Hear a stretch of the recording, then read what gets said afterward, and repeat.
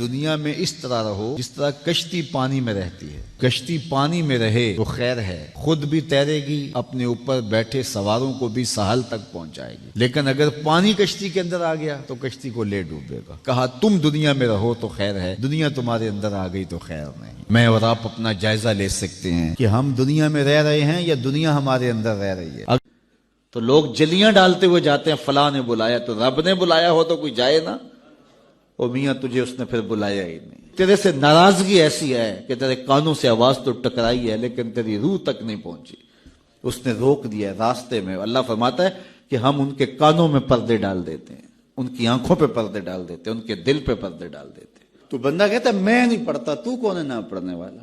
وہ تمہیں بلاتا نہیں، اس قابل نہیں سمجھا گیا. چونکہ تو نے اس کے حکموں سے منہ موڑا، اس کی فرما برداری کو چھوڑا، تو پھر اس نے بھی تجھے راندہ درگاہ کر دیا. اور بھٹکتا پھر سویر سے لے کر شام تک کس کس کو سیلوٹ کرتا ہے. لیکن تجھے توفیق نہیں ہوگی اس کی حضور سجدہ ریزی کی. اگر کوئی نماز نہیں پڑھتا، کوئی سجدہ ریزی نہیں کرتا، اللہ کے حضور جھکنے کی اگر کسی کو عادت تھی تو وہ مت سمجھے کہ میں نہیں کرتا.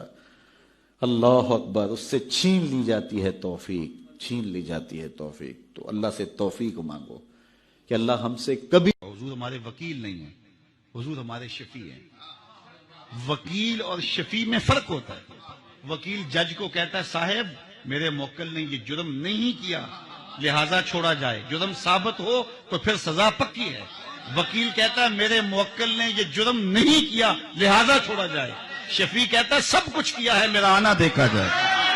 حضور وکالت نہیں کریں گے، شفاعت کریں گے. ہم سمجھتے ہیں اس دنیا سے ہم نے جانا ہی نہیں، بیٹھ ہی رہنا ہے. ہم نے ہماری منصوبہ بندیوں میں موت کہیں رکھی نہیں ہوئی.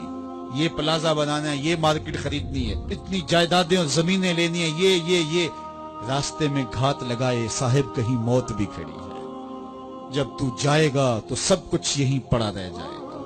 وہ وقت بھی آنے والا ہے جب تیری آنکھیں ہولے سے بند کر دیے جائیں گی اور جب چٹے لباس میں تجھے لپیٹ دیا جائے گا، ناک میں روئی ٹھونس دی جائے گی.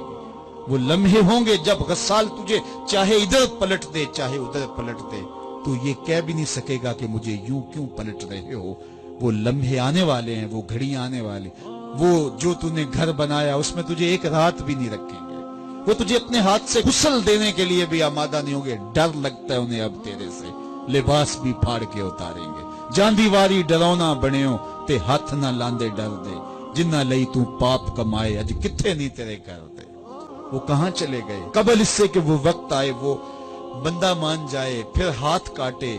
قیامت کے دن بندہ کہے گا مالک ایک دفعہ بھیج، سجدے سے ساری نہیں اٹھاؤں گا، صدقہ کروں گا، یہ کروں گا، وہ کروں گا. لیکن کہا جائے گا نہیں، تجھے بڑا موقع دیا. تیرے پاس مسلح آئے، تیرے پاس عالم آئے، تیرے پاس کتابیں نازل ہوئی، نبی آئے، پیغمبر آئے، رسول آئے، تیرے سامنے جنازے اٹھے، روز ڈوبتا سورج تجھے کچھ بتاتا تھا، لیکن تو نے کسی سے عبرت حاصل نہ کی اور زندگی آوارگی میں گزاری. آج تیرے لیے کچھ نہیں ہے اور تجھے پلٹ کے نہیں جانا بلکہ اپنے اعمال کی سزا کاٹنی ہے. پھر پچھتانے سے بہتر نہیں کہ آج پچھتا لے. اپنی مختصر سی زندگی کو اللہ کی راہ پہ لے آئیں.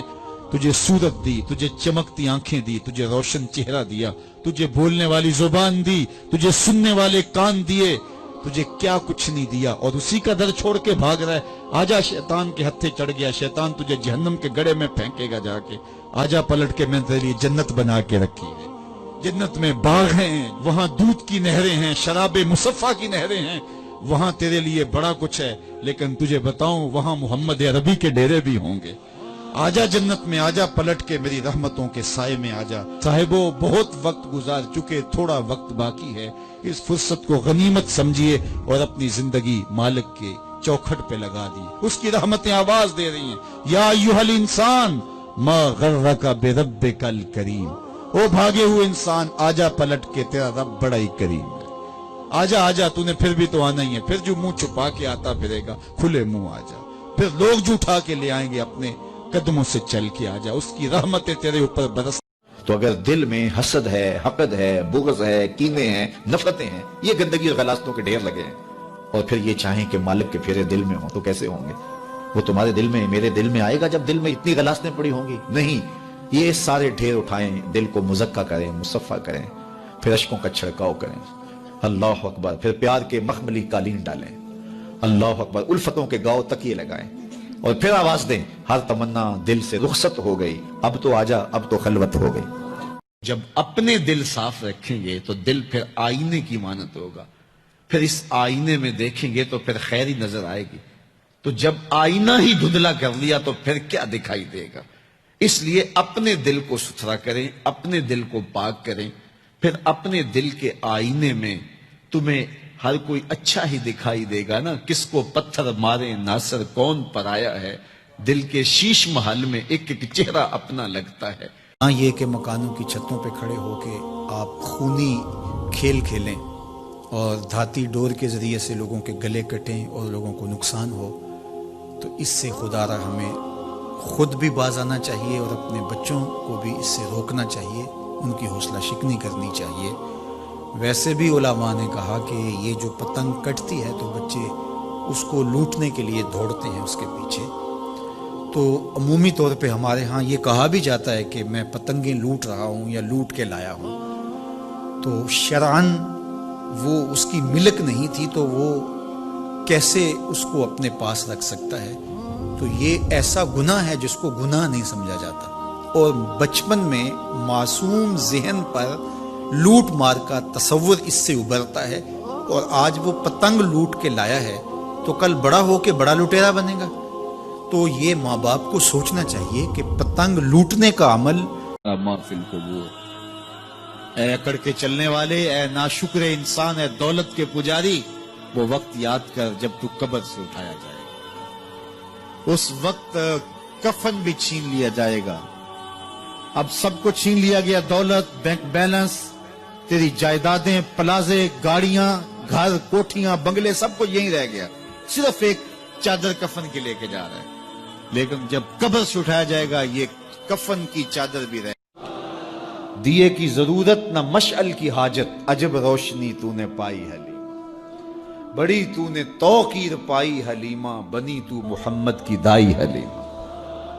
حلیمہ دا چھپر کھجوری دے تھلے, حوراں وچھالے نوری مسلے, فرش تو عرش تک پہ گئی دہائی, حلیمہ نے لٹ لئی خدا دی خدائی. تیری محفل میں آ کے بدنام ہوئے, نگاہ زمانہ میں بے نام ہوئے, تو نے وعدہ کیا تھا بچھڑیں گے نہ ہم, تیرے ہی ہاتھوں سے نیلام ہوئے. محدث کچھوچوی علیہ رحمہ کا واقعہ بیان کیا کرتا ہوں. ان سے ایک مرید نے کہا, حضرت نماز پڑھتا ہوں لطف نہیں آتا. تو آپ نے فرمایا اس کے باوجود پڑھتے تو ہو نا؟ کہا جی وہ تو اللہ کا حکم ہے, وہ تو پڑھتا ہی ہوں. تو حضرت محدث کچھوچوی علیہ رحمہ جھولنے لگے, کہا واہ واہ, تم پھر لطف کے بندے نہیں رب کے بندے ہو. لطف نہیں بھی آتا تو پھر بھی پڑھتے ہو, اس کا مطلب تم لطف کے لیے نہیں پڑھتے, تم تو رب کے لیے پڑھ رہے ہو. تو میاں نہ بھی خشوع پیدا ہو پھر بھی نمازوں کی محافظت کی جائے. ہم نے قطرہ دیکھا نہ کبھی دریا پہ غور کیا, بس جہاں تیری جھلک نظر آئی وہیں ڈوب گئے. حدیث میں آتا ہے کہ حضور نے فرمایا, جو لقمہ کما کے تم اپنی بیوی کے منہ میں رکھتے ہو وہ بھی صدقہ لکھا جاتا ہے, جو تم اپنے بچوں کو کھلاتے ہو وہ بھی صدقہ ہے, جو تم اپنے ہمسایوں کے ساتھ سلوک کر کے یہ تحفہ, یہ ارادہ کر کے پڑھ لیے کہ ہم 5 گانا نماز اپنی زندگی میں شامل کریں گے. اللہ مجھے آپ کو اس کی توفیق عطا فرمائے. آج کوئی نماز پڑھے یا نہ پڑھے, حشر کے دن حکم ہوگا کہ اللہ کے حضور سجدہ کرو.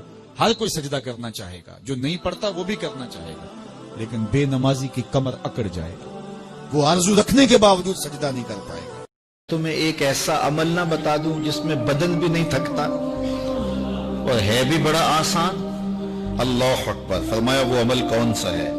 الصمت و حسن الخلق, خاموشی اور اچھے اخلاق. حضور کی تو کوئی بہن نہیں تھی, جو یتیم ہے, لیکن جب حضرت حلیمہ سعدیہ کے ہاں حضور گئے تو وہاں حضور کی ایک رضائی بہن کا تذکرہ ملتا ہے جو حضور کو لوریاں دیتی تھی. نام شیمہ تھا.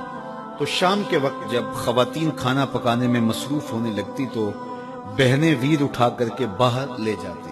ہر بہن کا خیال یہ ہوتا کہ میرے ویر سے سونا زمانے میں کوئی نہیں. کہتے ہیں خوبصورتی دیکھنے والے کی آنکھ میں ہوتی ہے, جس کی ویر کا رنگ سونا ہوتا تو وہ کہتی رنگ نہیں تو کچھ بھی نہیں ہے, اور جس کے نقوش تیکھے ہوتے تو وہ کہتی کہ رنگ کا کیا ہے, حسن تو نقوش میں ہوتا ہے. جس کی آنکھیں خوبصورت ہوتی وہ کہتی میرے ویر کی جھیل جیسی آنکھیں تو دیکھو. اب یہی بنو سعد کے محلے میں ہوتا, بچیاں اپنے ویر اٹھا کے لے آتی ہے، کہتی میرے ویر برگا کوئی نہیں، دوسری کہتی میرے ویر جیسا نہیں، اتنے میں حضرت شیمہ اپنا ویر محمد اٹھا کے لے آتے اور دور سے کہتی جو شخص روزانہ اپنے والدین کے لیے مغفرت کی دعا مانگے، والدین زندہ ہوں تب بھی، فوت ہو گئے ہوں تب بھی، علماء فرماتے ہیں ساری زندگی اس کے رزق میں بے برکتی نہیں آ سکتی۔ تو اپنے ماں باپ کو خوش رکھیے گا اگر زندہ ہیں تو، اور اگر فوت ہو گئے ہیں تو ان کے لیے دعاؤں کا سلسلہ کبھی بھی موقوف نہ ہونے دیجیے گا۔ بات ارشاد فرمائی کن فی الدنیا کانک غریب او کعابر السبیل، فرمایا دنیا میں ایسے رہو جس طرح کوئی اجنبی رہتا ہے، مسافر رہتا ہے۔ مسافر آتا ہے تو ٹھکانہ نہیں بناتا، چند دن اس نے رہنا ہوتا ہے اور محدود سا تعلق رکھتا ہے اور وقت گزار کے چلا جاتا ہے۔ تو کہا دنیا میں ایسے رہو جس طرح مسافر رہتا، او کعابر سبیل، یا سڑک عبور کرنے والا۔ اب جو سڑک عبور کر رہا ہوتا ہے تو وہ ہدف پہ نگاہ رکھے ہوئے ہوتا ہے، لیکن دائیں بائیں بھی دیکھتا ہے کہ کسی گاڑی سے ٹکرا نہ جاؤں، تو دائیں بائیں دیکھ کے بچ کر کے سڑک عبور کر جاتا ہے۔ کہا دنیا ایسے گزارو جس طرح راستہ کاٹتے ہو، جس طرح سڑک عبور کرتے ہو کہ دائیں بائیں دیکھ کر کے گزر جاؤ، کوئی گناہ تمہارے دامن سے۔ سفنے دے وچ ماہی ملیا تے گل وچ پا لیاں باواں، سفنے دے وچ ماہی ملیا تے گل وچ پا لیاں باواں، ڈردی ماری اکھ نہ کھولاں متا پھر وچھڑ نہ جاواں۔ ایک دن میں 100 مرتبہ سبحان اللہ و بحمدہ ہی پڑھا۔ کتنی مرتبہ؟ 100 مرتبہ۔ کیا پڑھا؟ سبحان اللہ و بحمدہ۔ فرمایا کہ اس کے گناہ سمندر کی جھاگ کے برابر بھی ہوں تو اللہ معاف فرما دے گا۔ تو یہ اپنے وظائف میں شامل کر لیجئے، سبحان اللہ و بحمدہ۔ اور حدیث بخاری ہے کہ 2 کلمے ایسے ہیں جو اللہ کو محبوب ہیں اور زبان پر مشکل نہیں، زبان پر بڑے آسان ہیں، اور جب میزان پہ رکھے جائیں گے تو پلڑے کو جھکا دیں گے، بڑے بھاری ہیں میزان پہ۔ وہ 2 کلمے یہی ہیں، سبحان اللہ و بحمدہ، سبحان اللہ العظیم۔ تو اگر اس کو 100 مرتبہ روزانہ پڑھے تو سمندر کی جھاگ کے برابر بھی گناہ ہو تو اللہ معاف فرما دیتا ہے۔ دین کی بات پھیلانا صدقہ جاریہ ہے، ثواب کی نیت سے ویڈیو کو شیئر ضرور کیجیے۔ جزاک اللہ۔ حضرت سیدنا علی المرتضی رضی اللہ تعالی عنہ سے کسی نے پوچھا کہ جس رب کی عبادت کرتے ہو کبھی اس کو دیکھا بھی ہے، کبھی اس کیفیت سے بھی گزرے ہو؟ تو فرمایا لم اعبد ربا لم اراہ، جب تک دیکھتا نہیں سجدہ ہی نہیں کرتا۔ تو اپنے رب کی عبادت ایسے کرو کہ تم گویا اسے دیکھ رہے ہیں، اور اگر یہ کیفیت تمہاری پیدا نہیں ہوتی تو کم از کم اس کیفیت میں آؤ کہ تمہارا رب تمہیں دیکھ۔ میں تو حیرت میں ڈوب جاتا ہوں جب خواتین ہاتھوں میں پلے کارڈ اٹھائے میرا جسم میری مرضی کا نعرہ لیے میدان عمل میں کود پڑتی ہیں۔ تجھے دیکھ کے مرد کو ادب سے نظریں جھکانے کا حکم دیا گیا ہے۔ نگاہیں نیچی کر لو، محمد کی شہزادی آ رہی ہے۔ نگاہیں نیچی کر لو، فاطمہ کی بیٹی آ رہی ہے۔ نگاہیں نیچی کر لو، عائشہ کی بیٹی آ رہی ہے۔ تو عزت کے مقام پہ بٹھائی گئی، تو کس نے تجھے آوارہ کر دیا؟ کس نے تجھے بدچلن کر دیا؟ چند ٹگوں پہ؟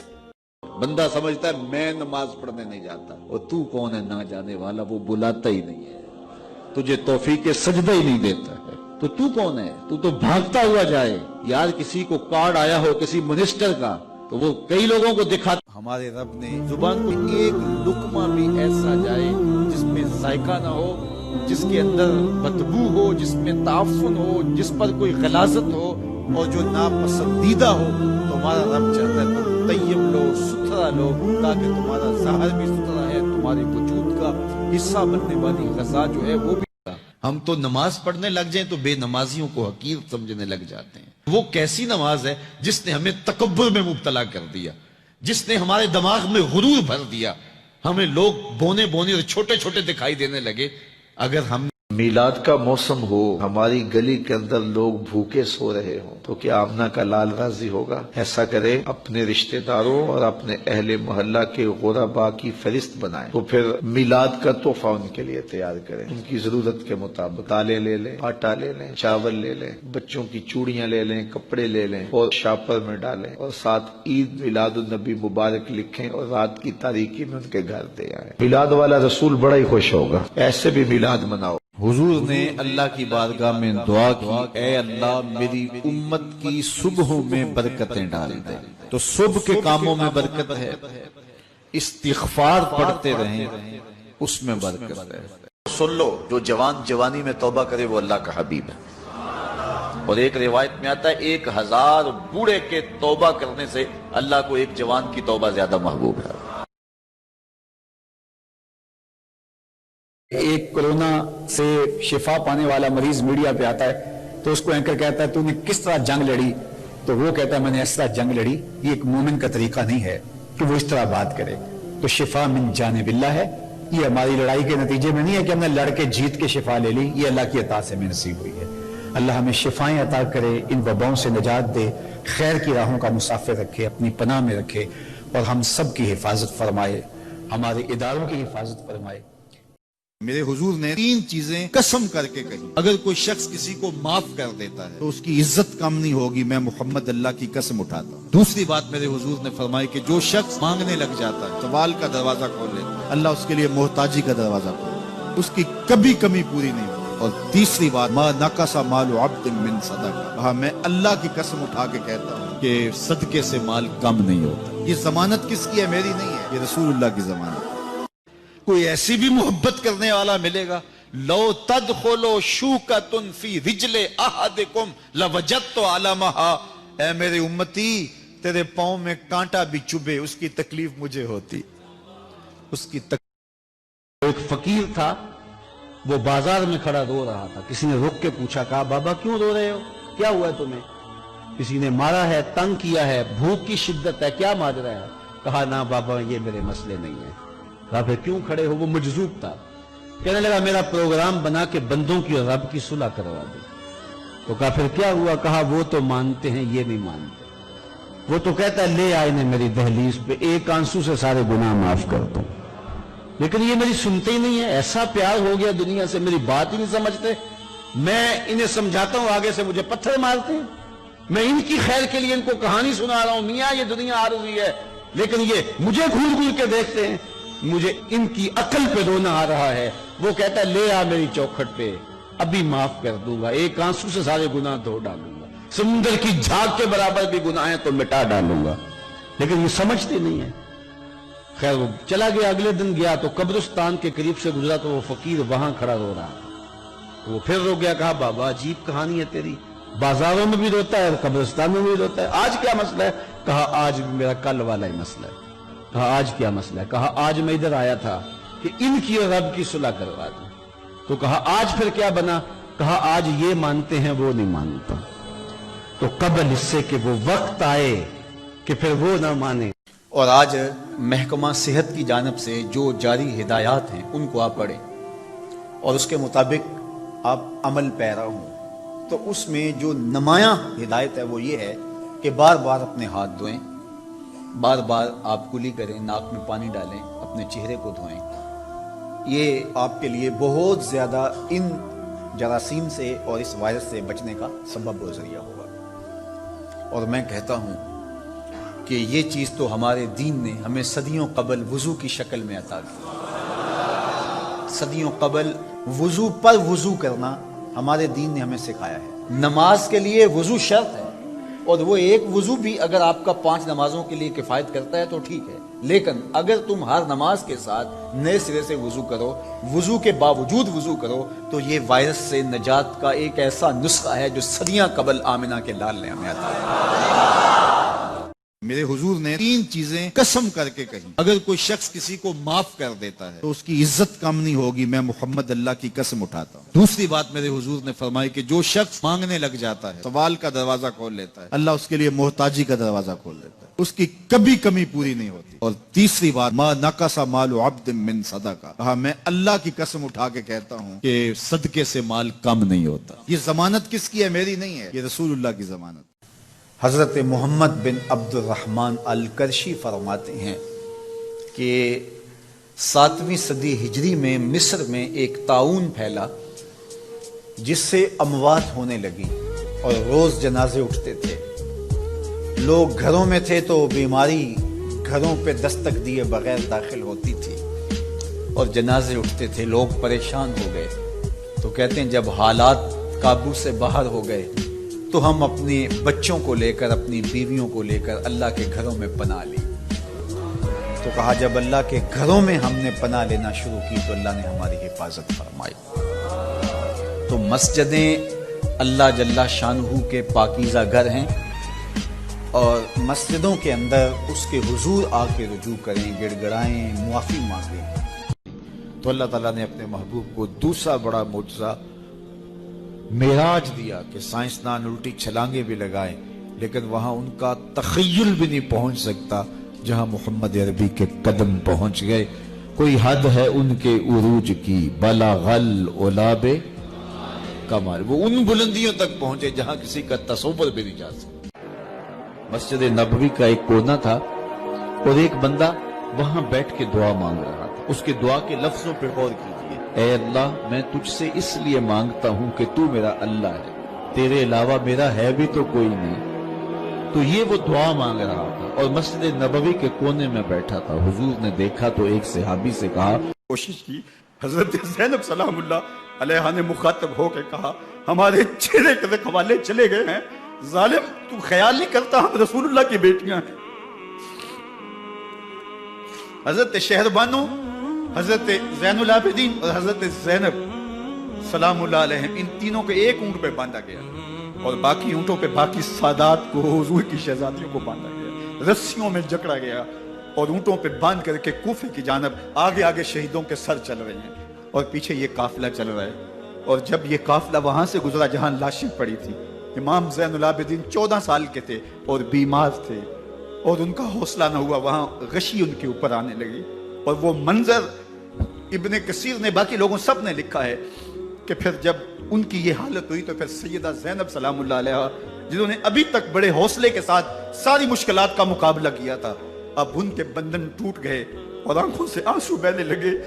ہم تو بارش تیز ہو تو نماز قضا ہو جاتی ہے، ہم تو رات دیر سے شادی سے پہنچے اور سحری کے وقت ہم گھر آئے ہیں جی، تو اس لیے آج فجر قضا ہو گئی۔ عید کا رش تھا اور گاہک بے تحاشا تھے، عصر کی نماز اس لیے قضا ہو گئی۔ میں نے ٹوٹی کھولی، لائٹ نہیں تھی، پانی نہیں تھا، موٹر خراب تھی، اس لیے نماز قضا ہو۔ ہمارے تو یہ معاملے ہیں، اور وہاں دشمن مقابلے میں کھڑا ہے، 3 دن کی پیاس ہے، خیموں سے تسبیح و تحلیل کی آوازیں آ رہی ہیں۔ فجر کا وقت ہوا تو علی اکبر اذان دے رہے ہیں۔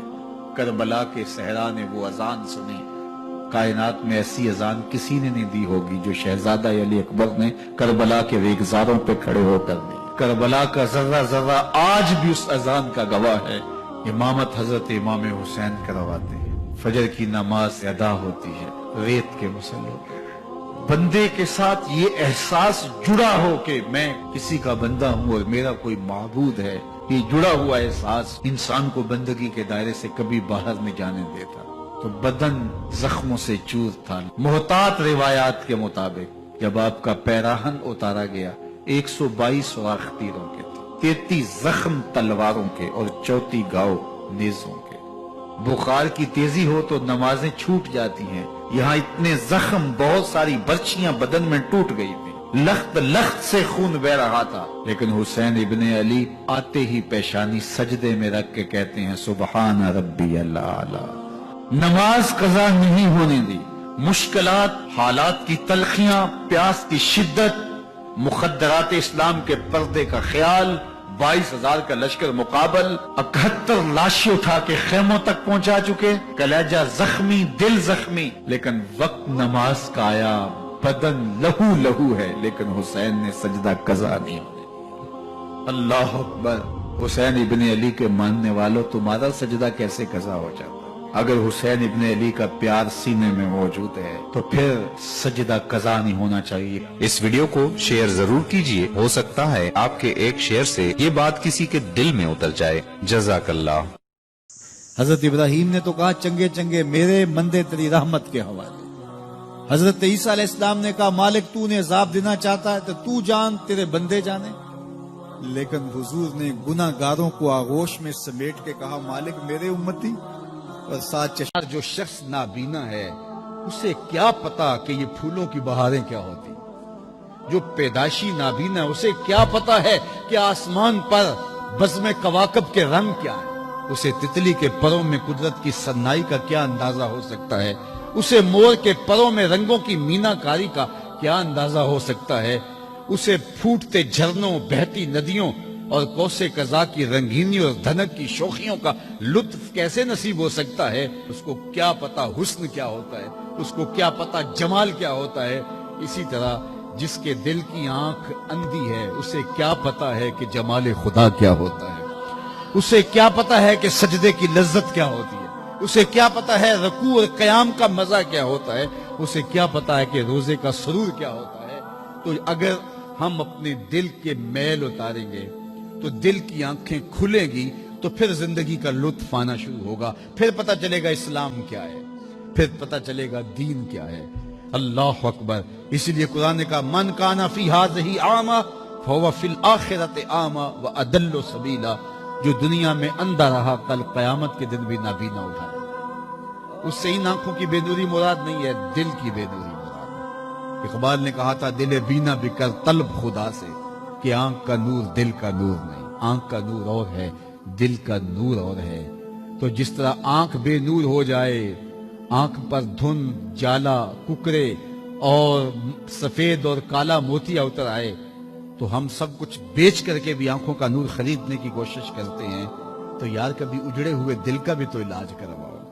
علاج تمہارے گھر میں پڑا ہے، راتوں کی تنہائیوں میں اٹھ کے قرآن پڑھو اور ساتھ رویا کرو، دیکھنا دل کے میل اترنا شروع ہو جائیں گے، اور دل کے پردے سے وہ غلاستیں جب اتریں گی تو پھر پتہ چلے گا کہ دل جمال یار کیسے دیکھتا ہے، دل کی دنیا کیا ہے۔ وچے ہی بھیڑے وچے ہی چھیڑے وچے ہی ونج مہانے ہو، 14 طبق دلے دے اندر تمبو وانگو تانے ہو، پھر پتہ چلے گا یہ دل دنیا کیا ہے۔ پھر اس کی تڑپ، اس کی بے چینی، اس کا اضطراب زندگی کا حاصل بن جائے گا۔ پھر زندگی کی بے چینی اور دل کی بے چینی اور دل کا محبوب کی یاد میں تڑپنا تمہیں سرور دے گا۔ پھر تم ایک ایک عزب میں دل مانگو گے، وہ مزہ دیا تڑپ نے میری آرزو ہے یا رب، وہ مزہ دیا تڑپ نے میری آرزو ہے یا رب، میرے دونوں پہلوؤں میں دل بے قرار ہوتا۔ پھر سمجھ آئے گی کہ یہ دل کتنی قیمتی شے ہے۔ اللہ نے بدن میں آنکھیں بھی دو رکھی ہیں، کان بھی دو رکھے ہیں، ہاتھ اور پاؤں بھی دو رکھے ہیں، لیکن دل ایک ہی رکھا ہے، اور دل عرش اللہ ہے، اللہ کا عرش ہے۔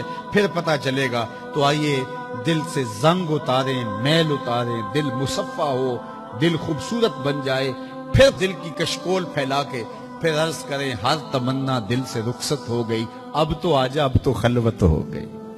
لیکن یہ میل کچیل سے ہٹا ہوا ہوگا تو گندی جگہوں پہ محبوب تو نہیں آتے ہیں۔ تو حسد، حقد، کینے، بغض، نفرتیں یہ ہم پالے رکھتے ہیں، اپنی زندگی کو ہم نے خود بوجھل بنایا ہوا ہے۔ میاں حسد کرنے سے محسود کا کیا ہوگا؟ ہم اپنے آپ کو تلخی میں مبتلا کیے ہوئے ہیں۔ بغض رکھنے سے مبغوض کا کیا ہوگا؟ ہم اپنے آپ کو بوجھ میں مبتلا کیے ہوئے۔ تو اپنے دل سے یہ سارے بوجھ اتار کر کے جب دل کو مصفا اور مزکا کریں گے تو پھر دیکھیے کہ دل کے آئینے میں کیسے جمال یار دکھائی دیتا ہے۔ تو اس دل کی اصلاح ہوگی کثرت کے ساتھ قرآن مجید کی تلاوت کرنے سے۔ تو راتوں کی تنہائیوں میں اٹھ کے قرآن پڑھو، دیکھنا کہ کیسے دل کے زنگ اترتے ہیں۔ بعض لوگ بڑی عجیب خبر سناتے ہیں، میاں تمہیں کیسے پتا؟ وہ کہتا ہے میں رات اچانک نیند نہیں آ رہی تھی تو ایک چینل کھولا تو اس میں یہ خبر چل رہی تھی، تو میں نے کہا تجھے نیند نہیں آ رہی تھی، تو نے چینل کھولا، کاش تو قرآن کھول کے بیٹھ جاتا، تجھے وہ دکھائی دیتا کہ تیرا اندر تیرا باہر روشن ہو جاتا۔ تو راتوں کی تنہائیوں میں اٹھ کے قرآن مجید پڑھنے کا مزاج پیدا کریں، اپنی صبح کا آغاز قرآن مجید کی تلاوت سے کریں۔ اپنے دن کو سمیٹیں، سونے کی تیاری کریں، سورہ ملک سے اپنے معاملات کو سمیٹیں. یہ چند دن کر کے دیکھ لیں. اور اگر آپ کو معاشی مسائل ہیں، مشکلات ہیں، تو سورہ واقعہ اس کے لیے یکسیر ہے. صرف 3 رکوع ہیں، اتنی یکسیر کہ جس کی زندگی میں سورہ واقعہ آ گئی وہ مشکلات میں مبتلا نہیں ہوتا. اللہ اس کے لیے رزق کے دروازے کھول دے.